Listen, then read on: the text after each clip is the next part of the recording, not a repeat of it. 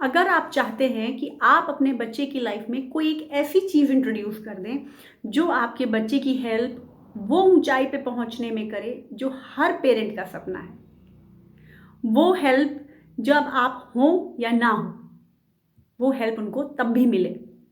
So you are at the right place to talk about it. Hello everyone and welcome to Zero Worries. I am Dr. Bhavna, your parent coach. Guys, मैं किस चीज़ की बात कर रही हूँ ये तो आप थोड़ी देर में समझ जाएंगे, पर वो जो भी चीज़ है अगर सही टाइम पे और सही तरीके से हमने अपने बच्चों की लाइफ में प्लांट कर दिया तो बहुत ऐसी प्रॉब्लम्स हैं जो लॉन्ग रन में आती है और जिसके बारे में हम परेशान होते हैं, वो सारी सॉर्टेड हो जाएंगी। And to explain you that and give you a clear picture, I will narrate you a short story. एक बारी की बात है, क्या होता है कि एक लड़का होता है अराउंड 15 ईयर्स ऑफ एज। उनके दिमाग में ये आइडिया आया कि भाई मुझे कुछ ऐसा करना है कि मेरी लाइफ में कभी पैसा कम ना हो and I have all name fame everything.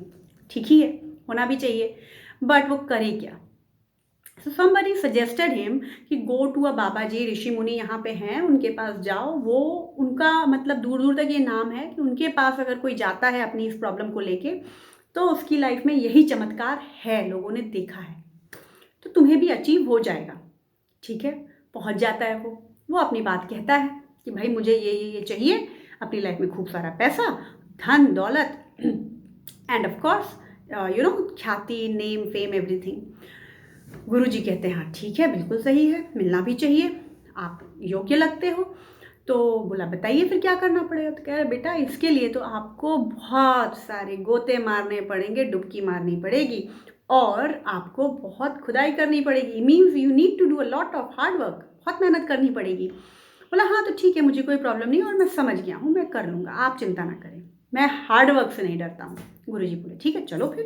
बोले चलो क्या, मैं जा रहा हूँ, मैं कर लूँगा खुद। चला जाता है, लोग हायर करता है, खुद मेहनत करता है, एक्चुअली वो गोते मारता है, समुद्र में मोतियां निकालता है, खुदाई करके हीरे पाता है and he makes money. But वो मनी पाने के लिए जो वो मेहनत करता है वो उसको संतुष्टि नहीं मिलती है, वो टिकती नहीं है। वो एक तो वो मनी टिकता नहीं है, दूसरा ये कि वो मनी वो समझ नहीं पाता है कि यार ये मनी कंसिस्टेंट कैसे रहेगा, मैं इसको कैसे हमेशा कैसे मैनेज करूँगा ये। एंड मोर ओवर सबसे बड़ा दुख उसको ये था कि उसकी ख्याति नहीं थी, देयर वाज नो नेम जो वो चाहता था अपने लिए। तो he was not happy actually completely. तो वो फिर से कुछ दिनों बाद जब उसका पैसा, उसने बंद कर दिया ये सब करवाना, तो उसका पैसा जब कम हुआ तो वो ख़त्म हो गया। He went back to that guruji, वो गुरुजी के पास फिर से गया और गुरुजी को बोला कि गुरुजी ये ज्ञान तो कुछ कम या गड़बड़ दिया आपने मुझे, क्योंकि वो चीज़ मुझे अचीव नहीं हुई। गुरुजी ने कहा मैंने तो अभी ज्ञान दिया ही नहीं था, मैंने तो बस अभी रास्ता बताया था तुम्हें, तुम तो चले गए। बोला तो नहीं, अब आप मुझे दीजिए, मुझे आप ही से ज्ञान चाहिए और आप मुझे भी वो रास्ता बताइए क्योंकि कहीं तो गड़बड़ हुई है मुझसे। बोले ठीक है, एक काम करो, तुम आज यहीं रुको, रात हो गई है और हम कल से शुरू करते हैं। हाँ हाँ ठीक है, कल से शुरू करेंगे, कोई प्रॉब्लम नहीं है, मैं रुक जाता हूँ। वो रुक गया। अगले दिन सुबह जब वो जगता है तो देखता है कि वहाँ सारे और बच्चे आए हुए हैं और वो सब बैठे हैं और गुरु जी उनको कुछ पोथी वोथी बांट रहे हैं। वो कहता है कि भैया लग रहा है गुरुजी नक्शा बांट रहे हैं, वो समुद्र और जो भी जहाँ पे खुदाई करनी है, तो मैं भी जल्दी जाऊँ, ऐसा ना हो बट जाए। तो गुरुजी कहता है गुरुजी ये नक्शा तो मुझे भी चाहिए, मैं बैठ जाऊँ यहाँ? गुरुजी कहते हैं बैठ जाओ भाई, इसीलिए तो तुम रुके हो, बैठ जाओ। वो वहीं बैठ जाता है। अब जब गुरुजी ने दिया तो उस पर कुछ संस्कृत में लिखा था। कहता है ये तो मतलब नक्शा नहीं है। कहते जो है उसको पढ़ो। ठीक है, पढ़ता है। अगले दिन फिर ऐसी चीज़ें, फिर डेली डेली गुरुजी उसमें जो भी लिखा रहता था कुछ बढ़ाते जाते थे एंड धीरे धीरे ऐसा हो गया कि एक मोटी मोटी पोथे उसको मिलने लगे। एंड टाइम पास्ड ऑन, समय बीता। अराउंड 2-3 साल तक वो गुरुजी के पास रह के वो पोथी पढ़ता रहा, करता रहा, सब समझता रहा। जब गुरुजी ने अपना सारा ज्ञान उसको दे दिया और कहा कि भाई देख, अब मेरे पास तो कुछ बचा नहीं है, पर मैं देख सकता हूँ कि जितना मैं तुम्हें देना चाहता था तुमने लिया है, और ना सिर्फ जो मैं देता था, इसके अलावा तुमने कई अपनी रचनाएं भी कर डाली हैं। तो आई एम श्योर कि अभी तुम समझदार हो चुके हो, मेरी तरफ से समझ गए हो। तो अब तुम्हें कहाँ खुदाई करनी है और कहाँ जाके डुबकी मारनी है ये तुम देख लो, अब तो तुम्हें नक्शा बताने की ज़रूरत नहीं है।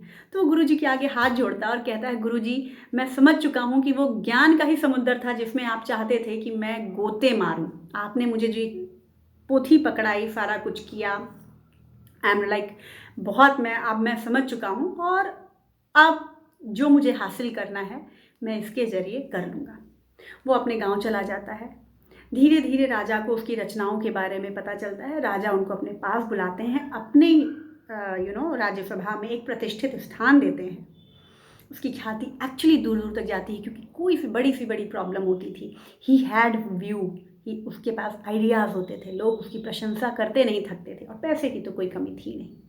तो गाइस, जो चीज़ गुरुजी ने इंट्रोड्यूस करी थी उसकी लाइफ में, वो थी जो आज की डेट में हम लोग पब्लिश कराते हैं, that they are books. Books हमारे बेस्ट फ्रेंड्स हैं, उनसे हमें दोस्ती करनी चाहिए, करनी पड़ेगी।